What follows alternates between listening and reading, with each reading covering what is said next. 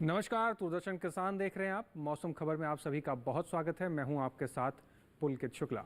मौसम खबर में आज हम जानेंगे कहां होगी बारिश, कहां कैसा रहेगा तापमान, वायु गुणवत्ता कैसी रहेगी, पर्यटन स्थलों पर कैसा रहेगा मौसम। लेकिन शुरुआत करेंगे आज के मौसम खबर की 5 बड़ी खबरों के साथ। 5 बड़ी खबरों में सबसे पहले बड़ी खबर पर नजर डालते हैं, जो कि त्रिपुरा से है, जहाँ पर 10 मई को बारिश का अनुमान त्रिपुरा को लेकर जताया गया है। त्रिपुरा को लेकर ये मौसम से जुड़ी बड़ी खबर है। अब बात करते हैं उड़ीसा की, जहां पर अगले 4 दिन चल सकती है धूल भरी हवाएं। उड़ीसा के लेकर ये बड़ी खबर है। आगे बढ़ते हैं विदर्भ की तरफ, जहां पर अगले 2 दिन ओले पड़ने के अनुमान जताए गए हैं। मौसम की नज़र से विदर्भ को लेकर ये बड़ी खबर आपको बता रहे हैं। आगे बढ़ते हैं जहां पर अब बात करेंगे उत्तराखंड की, जहां पर अगले 4 दिन ओले पड़ने की संभावना उत्तराखंड को लेकर जताई गई है। बड़ी खबर में अब आखिरी बड़ी खबर का रुख करते हैं, जो कि दिल्ली से है। राजधानी दिल्ली को 10 मई को कहीं कहीं बारिश संभव है। दिल्ली के अंदर ये बड़ी खबर आपको बता रहे हैं। अब आगे बढ़ते हैं और बात करते हैं मौसम अलर्ट की। इसमें हम जानते हैं कि किन राज्यों को लेकर क्या अलर्ट जारी किया जाता है, कहाँ आपको सावधान रहना है, कहाँ के लिए चेतावनी जारी की जाती है। मेरे पीछे आप भारत का नक्शा देख रहे हैं, अलग अलग रंगों से अलग अलग राज्यों को दर्शाया गया है। तो चलिए शुरुआत करते हैं और जानते हैं किन राज्यों को लेकर क्या अलर्ट जारी किया गया है मौसम के मद्देनजर। बात करते हैं सबसे पहले पूर्वी उत्तर प्रदेश की और पूर्वी मध्य प्रदेश, छत्तीसगढ़, विदर्भ की। तो यहाँ पर आपको सावधान रहना है। कुछ क्षेत्रों में गरज चमक के साथ तेज हवाएं चलेंगी, कुछ जगहों पर धूल भरी हवाएं भी चल सकने की संभावना जताई गई है। विदर्भ, छत्तीसगढ़ में भी गरज चमक के साथ हल्की फुल्की बारिश हो सकती है, तेज हवाएं चलेंगी। साथ ही साथ आप बात करें उत्तराखंड की, बिहार, झारखंड, गांगे पश्चिम बंगाल, उड़ीसा, असम, मेघालय, पूर्वोत्तर के इन सभी राज्यों की, तो यहाँ पर आपको नजर बना के रखनी है। कुछ क्षेत्रों में तेज हवाएं चलेंगी और पूर्वोत्तर के ज़्यादातर इलाकों की बात करें तो यहाँ पर तेज हवाओं के साथ चलने के साथ धूल भरी हवाएं भी चलने की संभावना है। तो यहाँ पर आपको नजर बना के रखनी है। और बाकी राज्यों की बात करें तो कोई चेतावनी जारी नहीं की गई है। बात करें गर्मी अपडेट की, जैसे कि हम सभी जान रहे हैं कि इस समय तापमान ज़्यादा बढ़ चुका है और अलग अलग राज्यों को लेकर अलग अलग अलर्ट भी जारी किए गए हैं। तो आज गर्मी अपडेट में हम जानेंगे कि कौन से राज्यों को लेकर क्या गर्म को लेकर अपडेट जारी किया गया है। आप मेरे पीछे भारत का नक्शा देख रहे हैं, इस नक्शे में भी अलग अलग रंगों से अलग अलग राज्यों को दर्शाया गया है। बात करते हैं पश्चिमी राजस्थान की। पश्चिमी राजस्थान में बहुत ज़्यादा गर्म हवाएं तेज चलेंगी, यहाँ आपको सावधान रहना है। और आपको पता है कि गर्मियों से बचने के लिए अपना बेहद ख्याल कैसे रखना है। आप गर्म हवाओं से बचने के लिए घर से बाहर जब जरूरत हो तभी निकलें और इस तरीके से अपना ध्यान रख सकते हैं। बात करें पूर्वी राजस्थान, पश्चिमी मध्य प्रदेश, गुजरात, सौराष्ट्र, कच्छ की, तो गुजरात में हद से ज़्यादा आपको ध्यान रखने की जरूरत है। बहुत तेज गर्मी पड़ेगी, यहाँ पर आपको ध्यान रखने की जरूरत है। बात करें केरल की, तो केरल में भी बहुत ज़्यादा गर्मी पड़ने की संभावना है, यहाँ पर भी आपको अपनी ध्यान रखने की जरूरत है। और इन सभी मौसम के अंदर आप अपना ध्यान कैसे रख सकते हैं दोस्तों? आपको करना क्या है कि आपको अपने पानी का सेवन लगातार करते रहना है। ज़रूरत पड़ने पर ही आप घर से बाहर निकलें। अगर घर से बाहर निकल रहे हैं तो इस चीज़ का ध्यान रखें कि आपका सर ढका हो, या तो छतरी लेके निकलें या इस तरह का कोई कपड़ा से अपना सर को ढक सकते हैं। और फलों का सेवन भी आप कर सकते हैं। आगे बढ़ते हैं और बात करें मौसम पूर्वानुमान की, जिसमें हम जानेंगे कि आने वाले 24 से 48 घंटों के भीतर कहाँ ज़्यादा बारिश होगी, कहाँ कम बरसेंगे बादल। बात करते हैं लद्दाख, लेह, जम्मू कश्मीर, श्रीनगर, गिलगित की, हिमाचल प्रदेश की। यहाँ पर कहीं कहीं बारिश होने की संभावना है। पश्चिमी उत्तर प्रदेश या पूर्वी उत्तर प्रदेश की बात करें तो यहाँ पर भी कुछ हिस्सों में आपको बारिश देखने को मिल सकती है आने वाले 24 से 48 घंटों के भीतर। उत्तराखंड में कई जगह बरसात होने की संभावना है। वहीं पंजाब, चंडीगढ़, हरियाणा की बात करें, दिल्ली की बात करें तो यहाँ पर कोई बरसात की उम्मीद आने वाले 24 से 48 घंटों के भीतर नहीं बताई गई है। लेकिन उत्तराखंड को लेकर खास अलर्ट है, यहाँ पर कई जगह बरसात आपको देखने को मिल सकती है। वहीं अरुणाचल प्रदेश अगर बात करें तो यहाँ पर भी कई जगह बरसात है। लेकिन उप हिमालय, पश्चिम बंगाल और सिक्किम की अगर हम बात करें तो यहाँ पर अधिकतर जगह बारिश होने की संभावना आने वाले 24 से 48 घंटों के भीतर जताई गई है। वहीं बिहार, झारखंड, गांगे पश्चिम बंगाल, ओडिशा, असम, नागालैंड, मेघालय, मणिपुर, मिजोरम, त्रिपुरा, यहाँ पर अधिकतर जगह बरसात होने की संभावना जताई गई है। अब बात करें अंडमान निकोबार की, तो यहाँ पर कहीं कहीं बारिश होने की संभावना है। वहीं केरल की अगर हम बात कर लेते हैं तो केरल में अनेक स्थानों पर बारिश है। तमिलनाडु, बीते दक्षिण कर्नाटक की बात करें तो कई जगह बरसात है। रायलसीमा, तटीय आंध्र प्रदेश, तेलंगाना, बीते उत्तर कर्नाटक, तटीय कर्नाटक की बात करें तो यहाँ पर कई जगह बरसात है। साथ ही साथ लक्षद्वीप में भी आपको अलर्ट जारी किया गया है। बात करते हैं पूर्वी मध्य प्रदेश, पश्चिमी मध्य प्रदेश, विदर्भ, मराठवाड़ा, मध्य महाराष्ट्र की, तो यहाँ पर कहीं कहीं बारिश है। छत्तीसगढ़ की बात करें तो यहाँ पर कई जगह बरसात होने का अनुमान है। लेकिन गुजरात, सौराष्ट्र, कच्छ, पश्चिमी राजस्थान और पूर्वी राजस्थान की बात करें तो यहाँ पर आने वाले 24 से 48 घंटों के भीतर कोई भी बारिश का अलर्ट जारी नहीं किया गया है। और इन राज्यों को लेकर आपको इस तरह से सावधान रहना होगा। आगे बढ़ते हैं, बात करते हैं मौसम की चाल की। पिछले 24 घंटे में कहाँ कहाँ बारिश दर्ज की गई है। हिमाचल प्रदेश, उत्तराखंड के कुछ हिस्सों में बारिश दर्ज की गई है। पश्चिमी उत्तर प्रदेश और पूर्वी उत्तर प्रदेश की बात करें तो यहाँ पर भी कुछ हिस्सों में बारिश दर्ज की गई है और कुछ हिस्सों में हल्की फुल्की बर्फबारी देखने को मिली है। बात करते हैं पूर्वोत्तर राज्यों की, जहां पर अरुणाचल प्रदेश, नागालैंड, असम, मेघालय, मणिपुर, मिजोरम, त्रिपुरा, अधिकतर जगह यहां पर बरसात दर्ज की गई है। उप हिमालय, पश्चिम बंगाल, सिक्किम में बारिश दर्ज की गई है। बिहार, झारखंड, गांगे पश्चिम बंगाल, ओडिशा, इन राज्यों में भी पिछले 24 घंटों में बारिश देखी गई है। बात करें दक्षिण भारत की, तो आप देख पा रहे हैं बीते दक्षिण कर्नाटक, केरल में बारिश दर्ज की गई है। तमिलनाडु में तेज हवाओं के चलने के साथ साथ बारिश हुई है। रायलसीमा में बारिश दर्ज की गई है। तटीय आंध्र प्रदेश में बारिश दर्ज की गई है। तेलंगाना के कुछ हिस्सों में तेज हवाएं चली हैं और साथ ही साथ हल्का फुल्की ओलावृष्टि देखने को मिली है दक्षिण भारत के हिस्सों में। अंडमान निकोबार की बात करें तो यहाँ पर भी पिछले 24 घंटे में बारिश दर्ज की गई है। मध्य भारत की ओर रुख करें, छत्तीसगढ़ में बारिश दर्ज की गई है कुछ हिस्सों में, पूर्वी मध्य प्रदेश में भी बारिश दर्ज की गई है, पश्चिमी मध्य प्रदेश के कुछ हिस्सों में बारिश दर्ज की गई है पिछले 24 घंटे में। और वहीं मराठवाड़ा की बात करें तो मराठवाड़ा में भी कुछ हिस्सों में पिछले 24 घंटे के अंदर बारिश का माहौल देखने को मिला है। तो पिछले 24 घंटे में मौसम का हाल इन राज्यों में कुछ उस प्रकार से रहा है जहाँ पर बारिश दर्ज की गई है। इसके अलावा भी कई और जानकारियां हैं मौसम से जुड़ी हुई जो आपके साथ हम साझा करेंगे, लेकिन यहाँ एक ब्रेक के लिए रुकना होगा। तब तक आप बने रहें और देखते रहें दूरदर्शन के साथ।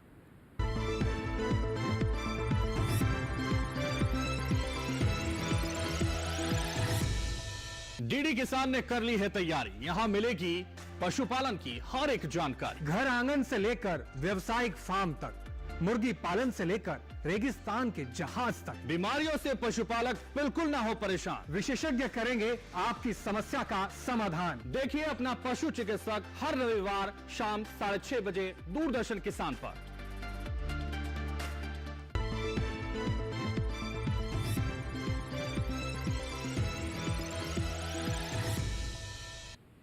ब्रेक के बाद एक बार फिर से आप सभी का स्वागत है। आप सभी देख रहे हैं मौसम खबर। मौसम खबर के हिस्से में हम आपको बताते हैं कि देश के अलग अलग राज्यों में तापमान की क्या स्थिति रही है, कहां पर अधिकतम तापमान क्या दर्ज किया गया है और कहां पर न्यूनतम तापमान की क्या स्थिति रही है। तो चलिए जानते हैं और शुरुआत करते हैं तापमान का हाल। तापमान के हाल में सबसे पहले हम बात करेंगे अधिकतम तापमान की।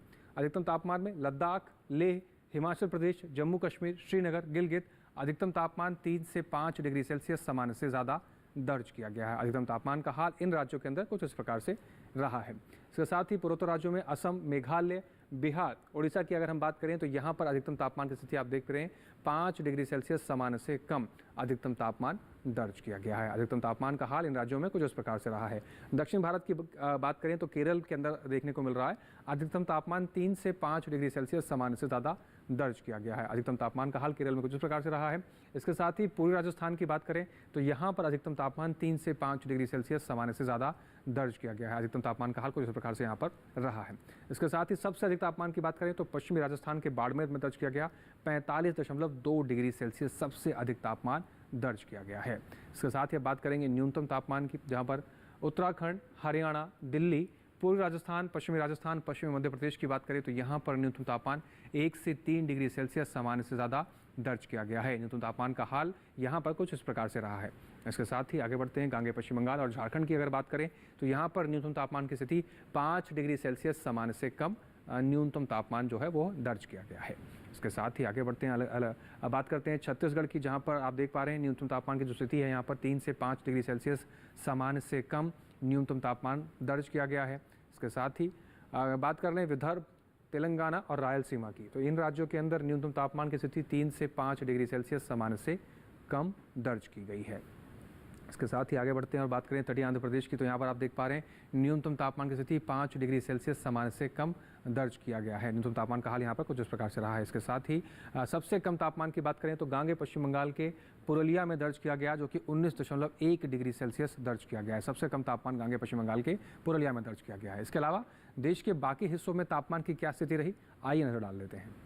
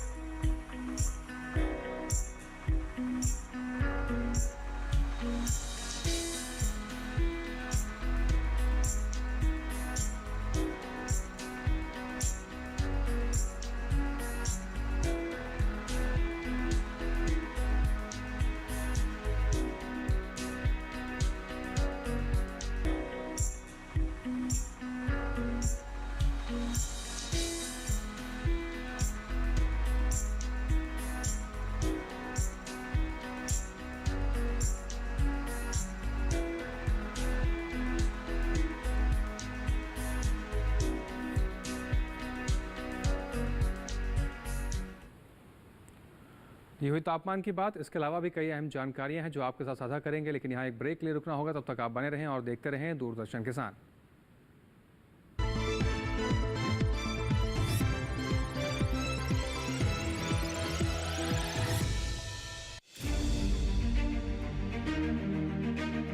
सरकार की प्राथमिकता का केंद्र कृषि। हर दिन नई इबारत, आत्मनिर्भर नया भारत। आधुनिक तकनीक और विज्ञान का मेल। किसानों की मेहनत है ये, नहीं है कोई आसान खेल। बीज से बाजार तक, अन्नदाता से खरीदार तक।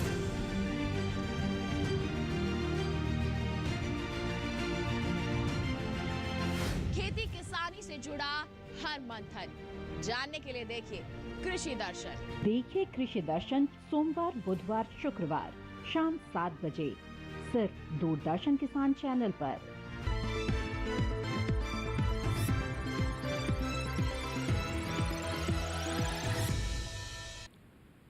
ब्रेक के बाद एक बार फिर से आप सभी का स्वागत है। आप सभी देख रहे हैं मौसम खबर। मौसम खबर के इस हिस्से में अब हम बात करेंगे देश के अलग अलग राज्यों में वायु गुणवत्ता की क्या श्रेणी रही, किस राज्य में वायु गुणवत्ता क्या दर्ज की गई है, इसके बारे में आपको जानकारी देते हैं। चलिए शुरुआत करते हैं और जानते हैं वायु गुणवत्ता का हाल। सबसे पहले राजधानी दिल्ली की बात करेंगे। गुणवत्ता सूचकांक 225 दर्ज किया गया, यानी वायु गुणवत्ता दिल्ली की थोड़ी सी खराब की श्रेणी में दर्ज की गई है।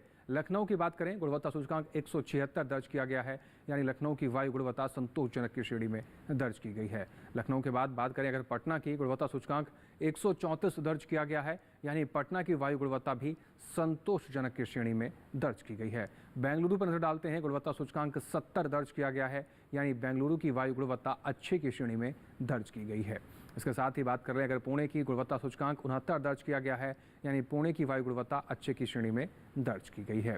आगे बढ़ते हैं, पुणे के बाद अब बात करते हैं हैदराबाद के बारे में। गुणवत्ता सूचकांक 50 दर्ज किया गया है, यानी हैदराबाद की जो वायु गुणवत्ता रही वो बहुत अच्छी श्रेणी में दर्ज की गई है। नजर डालते हैं कोलकाता पर, गुणवत्ता सूचकांक 161 दर्ज किया गया, संतोषजनक वायु गुणवत्ता की श्रेणी में कोलकाता की जो हवा है वो दर्ज की गई है। मुंबई की बात करें, गुणवत्ता सूचकांक 91 दर्ज किया गया है, यानी मुंबई की वायु गुणवत्ता अच्छे की श्रेणी में दर्ज की गई है।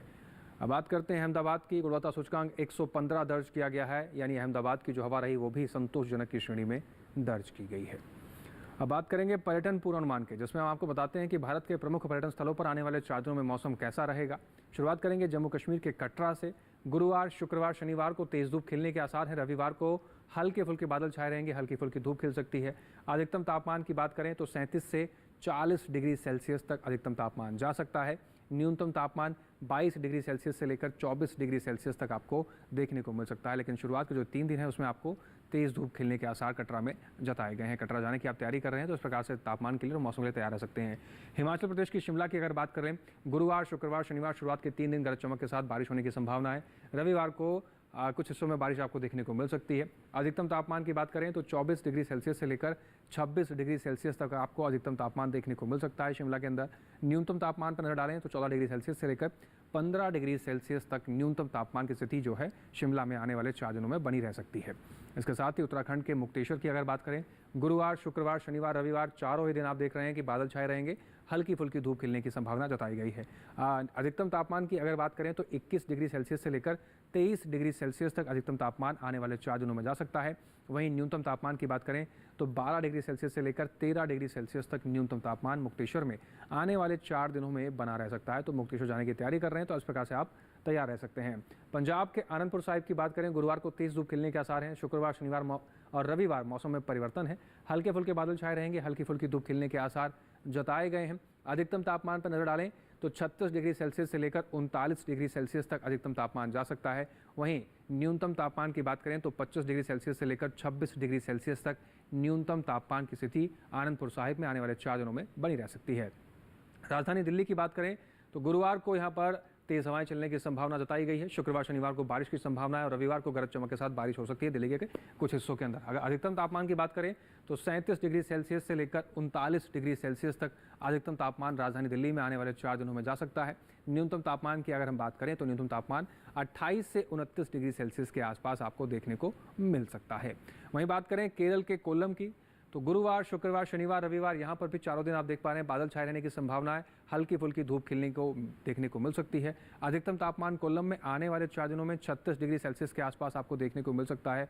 वहीं न्यूनतम तापमान की बात करें तो 27 डिग्री सेल्सियस के आसपास न्यूनतम तापमान आने वाले 4 दिनों में कोल्लम में आपको देखने को मिलेगा। चारों दिन बादल छाए रहेंगे, हल्की फुल्की धूप खिलने के आसार जताए गए हैं।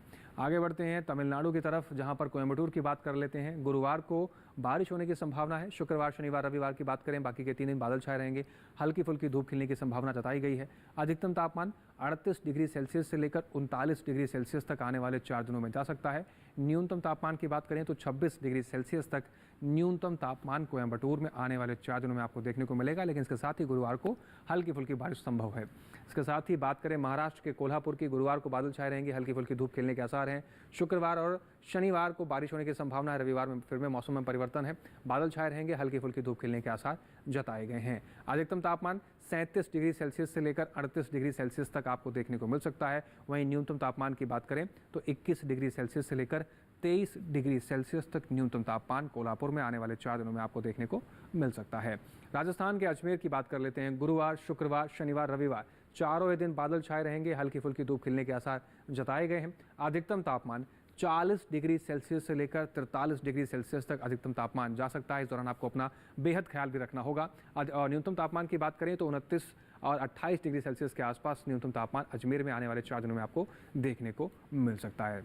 आगे बढ़ते हैं, बात करेंगे मध्य प्रदेश के उज्जैन की। गुरुवार को तेज धूप खिलने के आसार हैं। शुक्रवार, शनिवार, रविवार में मौसम में परिवर्तन है, हल्के फुल्के बादल छाए रह सकते हैं, हल्की फुल्की धूप भी खिलने के आसार जताए गए हैं। अधिकतम तापमान 40 से 41 डिग्री सेल्सियस तक जा सकता है। यहाँ पर भी आपको अपना बेहद ख्याल रखने की ज़रूरत है, ज़रूरत पड़ने पर ही घर से बाहर निकलें। न्यूनतम तापमान की बात करें तो 27 से 28 डिग्री सेल्सियस तक न्यूनतम तापमान रहेगा, लेकिन अधिकतम तापमान 40 से 41 डिग्री तक जाएगा और गुरुवार को तेज धूप खिलने के आसार जताए गए हैं। ये हुई पर्यटन पूर्वानुमान की बात। अब बात करते हैं खेती किसानी की। तो जैसे कि आप देख रहे हैं कि मौसम में परिवर्तन हो रहा है, ऐसे में अपनी खेती किसानी का भी विशेष रूप से ध्यान रखना बहुत आवश्यक है। ऐसे में गुजरात और महाराष्ट्र के किसान कैसे अपनी फसलों की देखभाल कर सकते हैं, आइए देखते हैं विशेष रिपोर्ट में।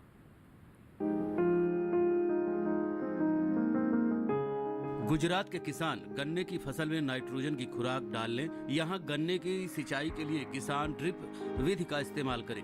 साथ ही गन्ने की फसल को खरपतवार से मुक्त करने के उपाय भी कर लें।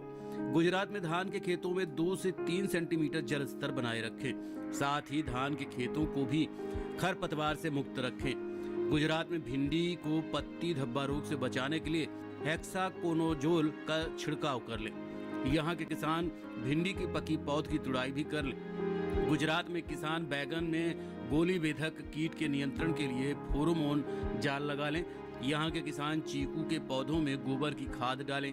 गुजरात में आम में तना छेदक कीट के नियंत्रण के लिए जरूरी उपाय कर लें। गुजरात में ही किसान ग्वार की फली की समय पर सिंचाई करें। महाराष्ट्र के कोंकण में किसान सभी बगीचों की समय पर सिंचाई करें और नए लगाए बगीचों को धूप से बचाने के लिए छाया जाल लगा लें। महाराष्ट्र के पुणे में किसान पकी हुई मूंगफली और प्याज की कटाई कर लें। यहाँ किसान बाजरा, सब्जियों और केले के बागानों की समय पर सिंचाई करें। पुणे के किसान मिर्च में थ्रिप्स के नियंत्रण के लिए फिप्रोनिल का छिड़काव कर लें। महाराष्ट्र के नासिक में किसान बाजरा पकी फसलों की कटाई जारी रखें। यहाँ सभी सब्जियों और बागों की समय पर सिंचाई करें।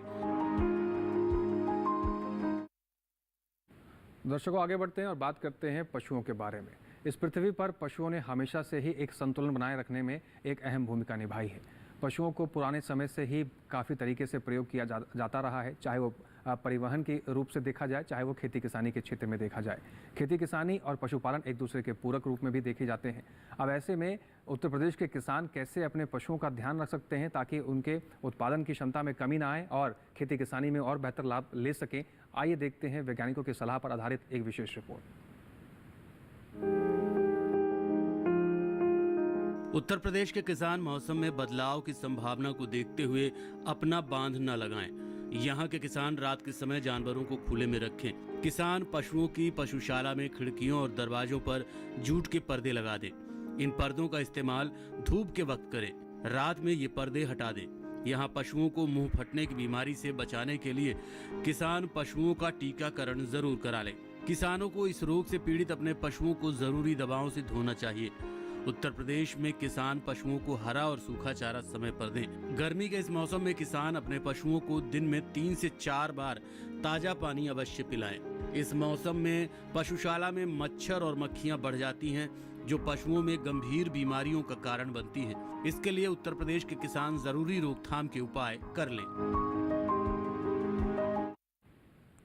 तो जैसे हमें गर्मी लगती है, ऐसे पशुओं को भी गर्मी लगती है और ऐसे में अपने पशुओं की देखभाल करना बेहद आवश्यक हो जाता है। चलिए आगे बढ़ते हैं और बात करते हैं आज की फसल की। आज की फसल हमारी धनिया की फसल है। धनिया को कई तरीके से प्रयोग किया जाता है। कुछ लोग इसको हरी पत्तियों के रूप में प्रयोग करते हैं और कुछ लोग इसका मसाले के रूप में प्रयोग करते हैं। धनिया की खेती को लेकर क्या कुछ महत्वपूर्ण है, आइए देखते हैं विशेष रिपोर्ट में। धनिये की खेती के लिए दोमट मिट्टी सबसे अच्छी मानी जाती है। इसे अच्छे जीवांश युक्त भारी भूमि में भी उगाया जा सकता है। खेत में जल निकासी का उचित इंतजाम जरूरी है। बोने से पहले खेत को अच्छी तरह जोत ले और मिट्टी को भुरभुरा बना ले। साथ ही मिट्टी को समतल कर ले।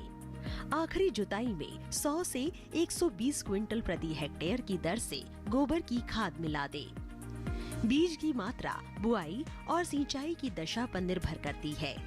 सिंचित दशा में 12 से 15 किलो बीज प्रति हेक्टेयर डालें, जबकि असिंचित दशा में इतनी ही जमीन के लिए 25 से 30 किलो बीज की जरूरत होगी। बोने से पहले बीज को उपचारित जरूर कर लें। साथ ही बुआई से पहले बीज को 12 घंटे पानी में भिगो कर रखें। कतार से कतार की दूरी 20 से 30 सेंटीमीटर, जबकि गहराई 2 से 2.5 सेंटीमीटर रखें। पूरी फसल में 4-5 सिंचाई की जरूरत होती है। पहली सिंचाई बुआई के 30 से 35 दिन बाद, दूसरी 60 से 70 दिन बाद, तीसरी 80 से 90 दिनों के बाद और चौथी 100 से 105 दिन बाद करें। पहली सिंचाई के बाद निराई गुड़ाई करके खरपतवार निकाल दें। 1 माह बाद फिर से निराई गुड़ाई करें। खरपतवार की रोकथाम के लिए विशेषज्ञों की सलाह पर उचित दवाओं का छिड़काव करें। धनिये में उकठा रोग चूर्णिल आसिता रोग हो सकता है। इसे ग्रामीण भाषा में दहिया भी कहा जाता है।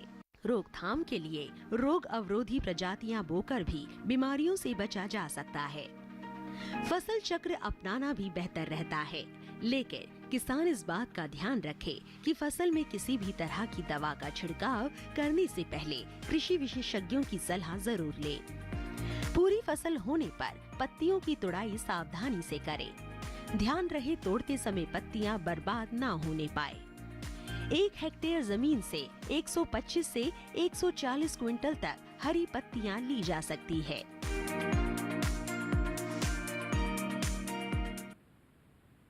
तो अगर आप धनिया की खेती कर रहे हैं या फिर करना चाहते हैं तो रिपोर्ट में बताई गई इन सभी बातों का विशेष रूप से आप ध्यान रखेंगे तो आपको अच्छी पैदावार मिलेगी, साथ ही साथ आप व्यावसायिक लाभ भी ले पाएंगे। इसके साथ ही आप सभी को ये भी बताना चाहते हैं कि जिस क्षेत्रों में मौसम में आप देख रहे हैं परिवर्तन हो रहा है, कई जगह पर तापमान बढ़ रहा है और जहाँ पर लू चलने की संभावनाएं बताई गई हैं, वहाँ पर अपना विशेष रूप से ध्यान रखें। अगर गैर ज़रूरी काम हो तो बाहर ना निकलें और लगातार पानी पीते रहें। इस तरह के फलों का सेवन करें ताकि आपके शरीर का जो तापमान है वो कंट्रोल में रहे। आज के मौसम खबर में बस इतना ही। उम्मीद है कि मौसम खबर में दिखाई गई सभी जानकारियों से आपको उचित लाभ होगा। आप मौसम खबर में दिखाई गई सभी जानकारियों को हमारे YouTube चैनल पर भी देख सकते हैं। आपको करना बस इतना है, टेलीविजन स्क्रीन पर दिखाए जा रहे QR कोड को स्कैन करना है और सीधा आप DD किसान के YouTube चैनल पर पहुंच जाएंगे और मौसम खबर में दिखाई गई सभी जानकारियों को कहीं भी किसी भी वक्त बैठकर देख सकते हैं। इसके साथ ही आज के मौसम खबर में बस इतना ही। फिर से होंगे हाजिर तमाम जानकारियों को लेकर। तब तक आप बने रहें दूरदर्शन किसान के साथ। नमस्कार।